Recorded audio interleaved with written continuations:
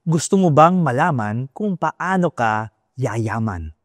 Spoiler alert. True wealth is found not in our possessions, but in our compassion.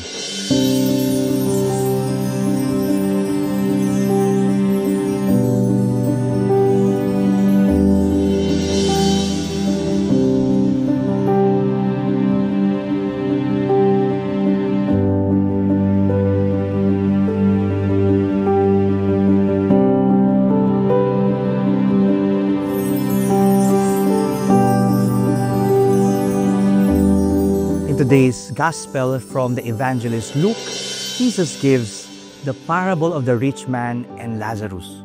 It's a powerful story that invites us to reflect on how we live today and how we treat the people around us. The story begins with two very different lives. The first is a rich man who lives in comfort and luxury, wearing fine clothes, eating well, enjoying every day. Just outside his gate, however, is Lazarus, a poor man covered with sores, hungry and longing for scraps from the rich man's table. Sadly, the rich man ignores him. Eventually, both of them die. Lazarus is carried by angels into the bosom of Abraham, a place of peace. The rich man, on the other hand, finds himself in torment. He looks up, sees Lazarus beside Abraham, and pleads for help. But Abraham reminds him, in your lifetime, you had your good things, while Lazarus had nothing. Now he is comforted, and you are in agony. The rich man then begs that Lazarus be sent to warn his family. But Abraham answers, they already have Moses and the prophets. If they don't listen to them, they won't be convinced even if someone rises from the dead. Friends, this parable gives us three important reminders.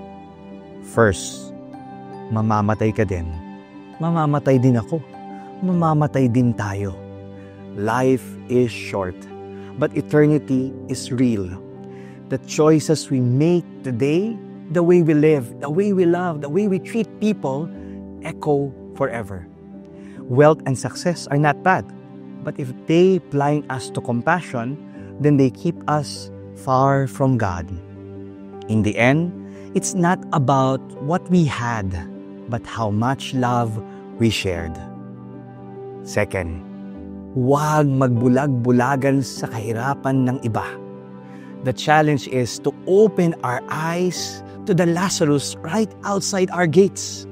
He may be the poor we see in the streets of Manila, a struggling student, a colleague who feels unseen, or even a family member longing for attention. Jesus is telling us, don't just notice them, respond with compassion. And third, ikaw lamang, Panginoon, at ang iyong salita ay sapat na. God's word is already enough. We have Scripture, the teachings of the Church, and the example of Jesus, who indeed rose from the dead. The real question is, are we listening? Are we allowing His Word to transform our lives? As members of this beautiful community, we're not only called to seek knowledge, but to live with compassion and faith. To be true to Mission Christians means to be men and women for the lost, the last and the least. So let's ask ourselves today, who is the Lazarus at my gate? And how can I respond with love? Because in the end, it's not about how much we had. It's about how much we gave. Not about how comfortable we were, but how compassionate we became.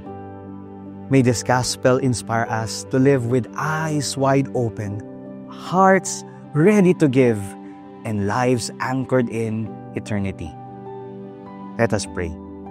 In the name of the Father, and of the Son, and of the Holy Spirit. Amen. Heavenly Father, we thank you for the gift of your word today. Open our eyes to see the Lazarus at our gates.